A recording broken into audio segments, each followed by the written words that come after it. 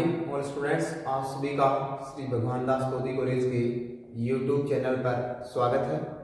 अपन जो चैप्टर पढ़ रहे हैं वो है आपका केमिकल इक्विलिब्रियम और उसमें अपन डिस्कस कर रहे हैं एक्सोथर्मिक रिएक्शंस को। आइए अपन बात करते हैं एक्सोथर्मिक रिएक्शंस की। क्या है आपका एक्सोथर्मिक रिएक्शंस? एक्सोथर्मिक रिएक्शंस जिसको अपन लोगों ने बोला है ऊष्माक्षेपी अभिक्रियाएं। अब इसका अपन पढ़ लेते हैं एनर्जी प्रोफाइल डायग्राम। क्या पढ़ते हैं अपन लोग? Energy profile diagram. देखिए भाई,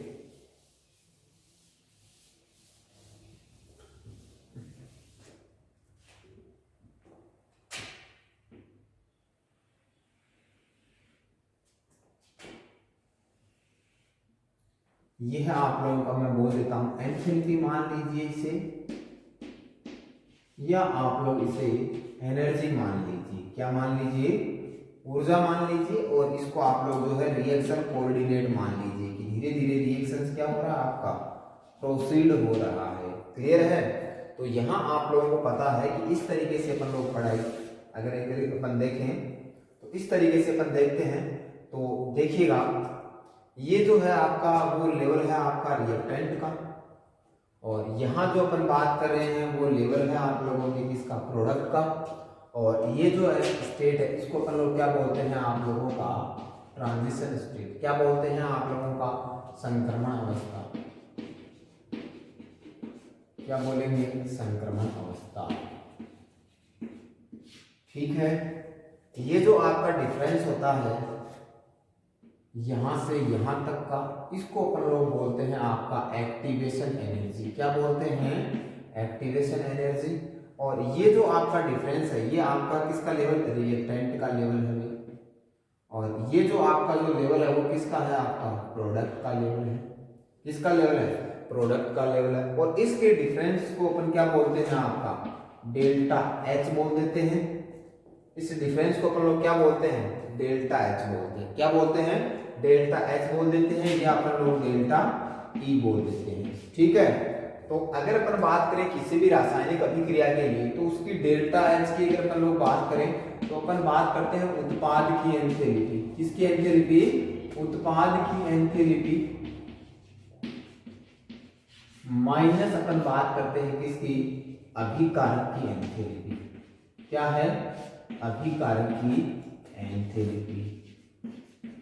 तो अगर इस रिएक्शंस के लिए अगर अपन बात करें कि ये रिएक्टेंट से जो प्रोडक्ट बन रहा है तो एक तो लेवल आपका ये है और एक लेवल ये है। ये कम एंथैल्पी है और ये आपका ज्यादा एंथैल्पी है। तो कम में से ज्यादा को अगर अपन घटाएंगे तो इसके लिए अपना आंसर क्या आएगा? डेल्टा एच की वैल्यू क्या आ जाएगी अपनी? नेगेटिव आ जाएगी। क्या आ जाएगी आप लोग? डेल्टा एच की वैल्यू नेगेटिव आ जाएगी। ठीक है। एक्टिवेशन एनर्जी क्या होता है, इंटरमीडिएट क्या होता है, ट्रांजिशन स्टेट क्या होता है, इन सबको अपन आगे पढ़ेंगे। ठीक है। एक कंप्लीट आपका जो है एक डायग्राम में सब कुछ आपको बता दिया जाएगा। लेकिन अगर अपन बात करें ऊष्माक्षेपी अभिक्रियाओं के लिए तो इस तरीके का जो डायग्राम है वो अपने को क्या होता है? प्राप्त होता है। तो लिखिए आप लोग, ऊष्माक्षेपी अभिक्रियाओं को निम्न प्रकार से दर्शाया जा सकता है। लिख लीजिए आप लोग, exothermic reactions can be represented as. ऊष्माक्षेपी अभिक्रियाओं को निम्न प्रकार से दर्शाया जा सकता है।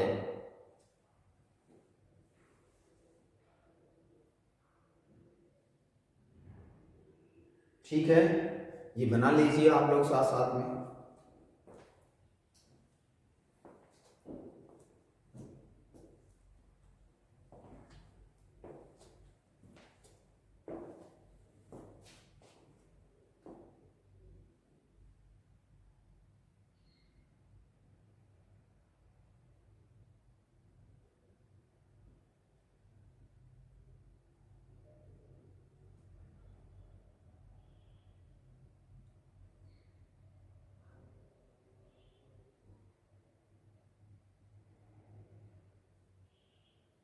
ठीक है भाई, थोड़ा सा आप लोग स्पीडली बनाएं क्योंकि अपने को आगे एंडोथर्मिक रिएक्शंस भी पढ़नी है।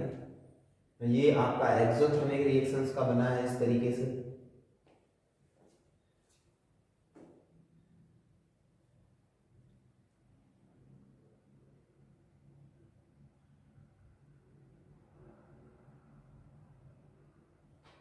ठीक है। आगे एक पॉइंट और आपका इंपॉर्टेंट आएगा, इस पे आप लोग स्टार लगा सकते हो, आपके एग्जाम में ये कई बार पूछा जाता है, ये बना लीजिए आप लोग।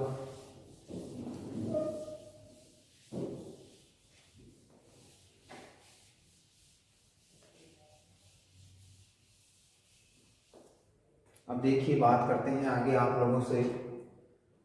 देखिए इंपॉर्टेंट स्टेटमेंट लगा लीजिए आप लोग, कई बार एग्जाम में पूछा जाता है। देखिए सामान्यतया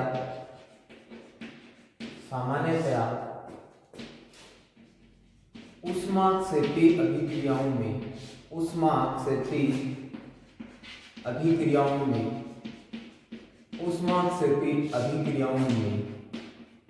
ताप के मान में वृद्धि करने पर ताप के मान में वृद्धि करने पर ताप के मान में वृद्धि करने पर ताप के मान में वृद्धि करने पर ताप के मान में वृद्धि करने पर अभिक्रिया के वेग में कमी देखी जाती है। अभिक्रिया के वेग में अभिक्रिया के वेग में कमी देखी जाती है। अभिक्रिया के वेग में कमी देखी जाती है। मैंने ये कहा है आप लोगों को कि इन exothermic reactions we increase the temperature, then rate of reaction is decreases, as well as temperature is increases in exothermic reactions, the rate of reaction is continuously decreases। याद रहेगा आप लोगों को, इंपॉर्टेंट स्टेटमेंट बहुत सारे एग्जामों में आप लोगों से पूछा जाता है। आप लोगों को ये मानना होता है कि सामान्यतः ताप के मान में अगर वृद्धि करते हैं तो अभिक्रिया के वेग में हमेशा वृद्धि देखी जाती है। ये जनरली आप लोग पढ़ोगे, क्योंकि अपन क्या पढ़ रहे हैं, सामने पढ़ रहे हैं, क्या पढ़ रहे हैं, सामने। और इतना तो आपको पता है कि सामने किसमें मिलता है आप लोगों का, उत्क्रमणीय अभिक्रियाओं में। तो थोड़ा इस बात का भी आप लोग ध्यान रखिएगा, कौन सी अभिक्रिया, उत्क्रमणीय अभिक्रिया, तब आप लोग इस चीज को अप्लाई करोगे। क्लियर है? अब इसका एक एग्जांपल लिख लीजिए आप लोग एक्सोथर्मिक रिएक्शंस का। तो एक्सोथर्मिक रिएक्शंस में क्या आ जाएगा आप लोगों का, अब मैं 4 अभिक्रिया लिख लो, या आप लोग जो चूना है उसको पानी में डालते हो तो उस दौरान जो इतना बड़ा जो है उस पात्र में पर अगर सफेदी वगैरह के लिए यूज में लेते हैं, उसमें अगर आप लोग चूना डालते हो तो उसमें क्या है, भाप निकलती है, यानी कि हीट निकलती है, वो गर्म हो जाता है। गर्म होने का मतलब अपने को हीट मिलती है, और वो हीट मिलती है इसका मतलब क्या हो गया आप लोगों का, एक्सोथर्मिक रिएक्शंस हो गए। That's all, these all are about in the sense of exothermic reactions. ये सब बातें आप लोगों को एक्सोथर्मिक रिएक्शंस में लिखनी होती हैं, याद करनी होती हैं, समझनी होती है। क्लियर है? उम्मीद है आप लोगों ने एक्सो को आराम से पढ़ा होगा। इसका बिल्कुल विपरीत क्या हो जाएगा आप लोगों का, एंडोथर्मिक रिएक्शंस। क्या हो जाएगा, एंडोथर्मिक रिएक्शंस। तो स्पीडली आप लोग यहीं पर ये खत्म कर लेते हैं किसको, एंडोथर्मिक रिएक्शंस को।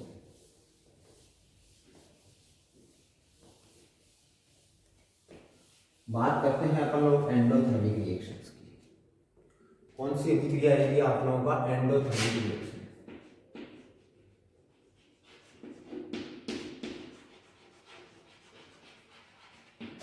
एंडोथर्मिक रिएक्शंस जिसे आप लोग क्या बोलते हो, ऊष्माशोषी अभिक्रिया। नाम से ही पता है ऊष्मा का क्या होता हो, शोषण होता हो, ऊष्माशोषी अभिक्रिया होती है।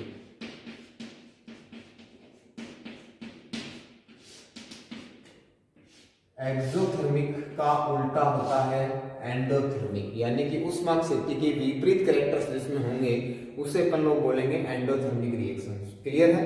तो सबसे पहले परिभाषा लिखिए आप लोग, ऐसी रासायनिक अभिक्रियाएं ऐसी रासायनिक अभिक्रियाएं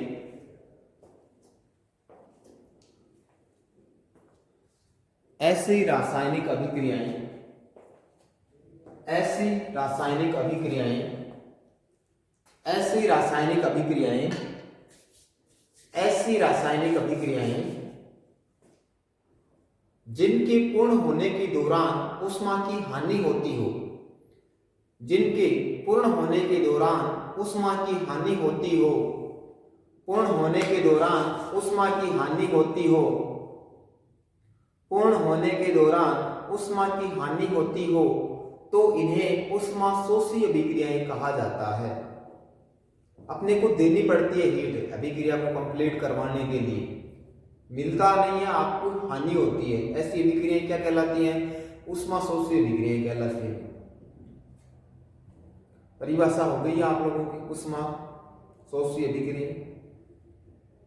दूसरी बात आप लोग लिखिए, ऊष्माशोषी अभिक्रियाओं के लिए, ऊष्माशोषी अभिक्रियाओं के लिए एंथैल्पी परिवर्तन का मान हमेशा धनात्मक प्राप्त होता है। लिखिए आप लोग, ऊष्माशोषी अभिक्रियाओं के लिए, फॉर एंडोथर्मिक रिएक्शंस, ऊष्माशोषी अभिक्रियाओं के लिए, ऊष्माशोषी अभिक्रियाओं के लिए, ऊष्माशोषी अभिक्रियाओं के लिए, ऊष्माशोषी अभिक्रियाओं के लिए एंथैल्पी परिवर्तन का मान हमेशा धनात्मक प्राप्त होता है। अर्थात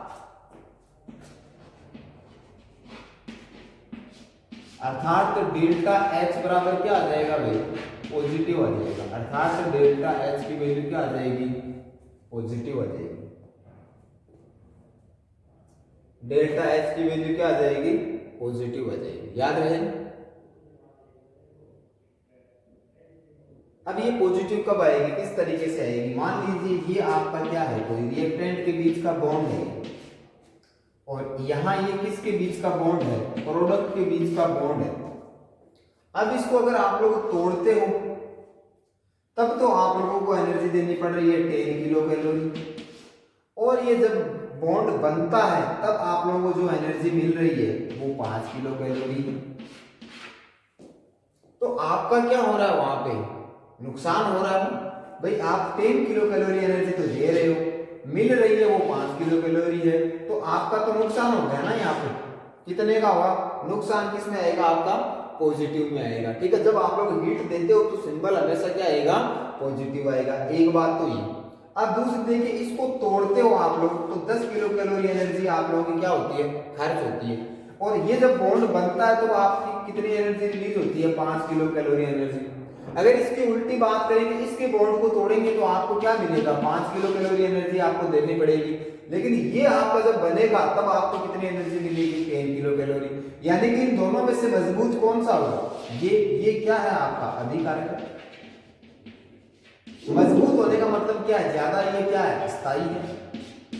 ठीक है, तो अपन क्या कह सकते हैं कि ऊष्माशोषी अभिक्रियाओं में अभिकारक का स्थायित्व उत्पाद की तुलना में क्या होता है? अधिक होता है। लिख लीजिए आप लोग, सामान्यतया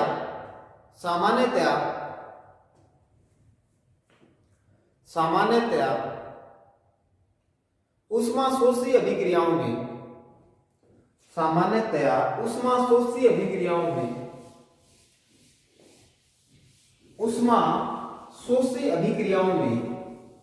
अभिकारक का स्थायित्व उत्पाद की तुलना में अधिक होता है। अभिकारक का स्थायित्व है वो उत्पाद की तुलना में क्या होता है? अधिक होता है। अपन ने ये कहा सामान्यतया ऊष्माशोषी अभिक्रियाओं में अभिकारक का स्थायित्व उत्पाद की तुलना में अधिक होता है। क्लियर है?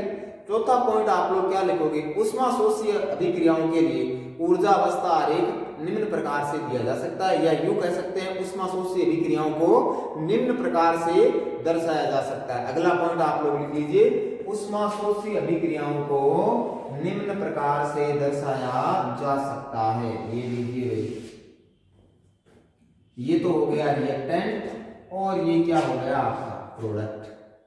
ये लीजिए, ये क्या हो गया? आपका प्रोडक्ट। और ये क्या हो गया? Transition state. ये क्या हो गया आप लोगों का? एंथैल्पी, या क्या हो गया आपका? एनर्जी। और इस तरफ आ जाएगा आपका रिएक्शन कोऑर्डिनेट, यानी कि अभिक्रिया क्या हो रहा है आप लोगों का? प्रोसीड हो रहा है भाई। ठीक है, ये जो आपका डिफरेंस, चलो इसको थोड़ा और इसको ये बनाए अपन डिफरेंस अपन आसानी से इसमें अपने को दिख जाए। ये लीजिए मैंने ऐसे बना दिया, आप लोग थोड़ा सा इसको ठीक है इस तरीके से बना सकते हैं। ये क्या आ गया आपका? रिएक्टेंट। तो देखिएगा, अगर अपन बात करें सारी बातें तो एक बार आप लोग बोर्ड पे देखिएगा, प्रोडक्ट का एनर्जी ये है, रिएक्टेंट का एनर्जी ये है, तो ज्यादा एनर्जी किसका है, प्रोडक्ट का है, और जिसका एनर्जी ज्यादा होता है उसका स्थायित्व अपने आप ही क्या हो जाता है, कम हो जाता है। तो ये तो क्या हो गया आपका, कम स्थायी हो गया। यही तो अपना तीसरा स्टेटमेंट है। और ये क्या हो गया आपका, ज्यादा स्थायी हो गया क्योंकि इसकी एनर्जी क्या है, कम है। अब देखिए इसके लिए एंथैल्पी चेंज अगर अपन निकालेंगे तो अपने को पता है, यहाँ की बात अगर अपन लोग करेंगे, यहाँ की बात अगर अपन करेंगे तो ये तो क्या है, ज्यादा है, और ये क्या है, कम। तो ज्यादा में से कम जाओगे तो हमेशा आंसर किस में आएगा आपका, पॉजिटिव। पहले अपन ने क्या किया था, कम से ज्यादा किया था, तब अपना नेगेटिव आया था। अब अपन क्या कर रहे हैं, ज्यादा में से कम को घटा रहे हैं, यानी कि इसका लेवल कहाँ है, यहाँ है। और अपन चेंज हमेशा कहाँ से लेते हैं, प्रोडक्ट माइनस क्या लेते हैं, रिएक्टेंट। तो एंथैल्पी परिवर्तन क्या आ जाएगा आपका, पॉजिटिव आ जाएगा। ये उतारो भाई।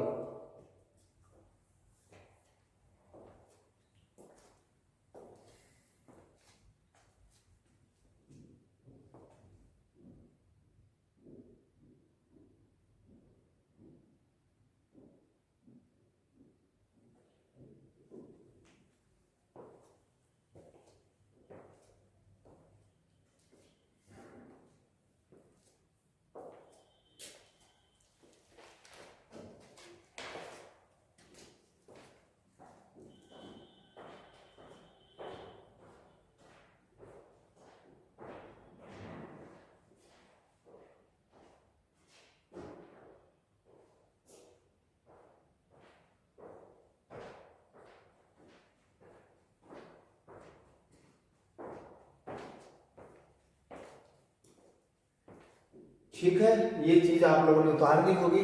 ठीक है, नहीं उतारा तो आप लोग वीडियो को फ्यूज करके आगे अपन लोग बढ़ते हैं, आप लोग इसको उतार लीजिएगा। अब अपन आगे की बात करते हैं।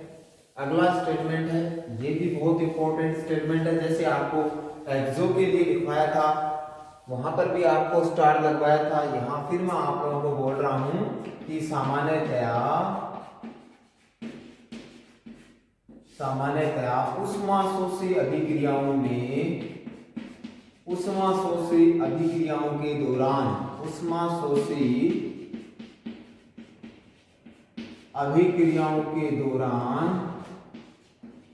उष्माशोषी अभिक्रियाओं के दौरान ताप के मान में वृद्धि करने पर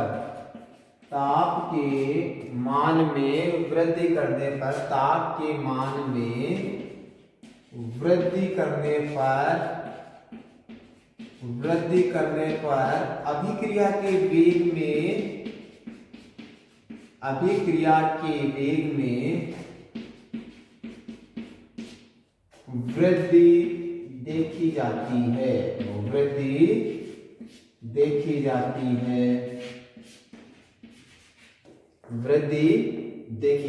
ये इंपॉर्टेंट स्टेटमेंट है। ठीक है,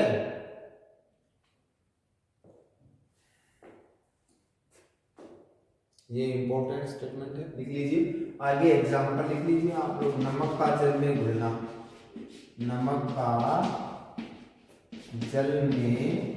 घुलना, ये आप लोग एग्जाम्पल लिख लीजिए। ठीक है, आगे अपने बहुत सारे प्रोसेस आएंगे। जब अपन लास्ट पीरियड प्रिंसिपल पढ़ेंगे तो वहां अपन हर तरीके के एग्जाम्पल लेंगे, एक्सो का भी लेंगे, एंडो का भी लेंगे, आयतन कम ज्यादा, गैसेस वगैरह सारी चीजों को अपन लोग डिस्कस करेंगे। बिल्कुल अपन जीरो लेवल से बात अपने स्टार्ट की है। इक्विलिब्रियम में अपन वहां तक जाएंगे जहां तक अपने एग्जाम में क्वेश्चन आप लोगों से किसी भी प्रकार से पूछे जा सकते हैं, objective as well as theoretical. Clear है? ये हुआ अपना क्या, एंडोथर्मिक रिएक्शंस।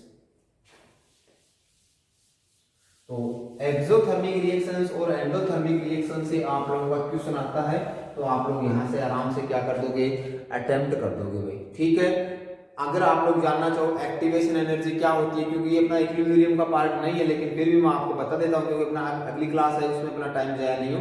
एक एक्टिवेशन एनर्जी क्या होती है, वह minimum energy that is required to a reactant molecule to convert into product molecule. मतलब वह न्यूनतम ऊर्जा जिसको ग्रहण करके अभिकारक अणु कहां चला जाए, ट्रांजिशन स्टेट, संक्रमण अवस्था तक चला जाए, तो वो क्या होती है आप लोगों की एक्टिवेशन एनर्जी होती है।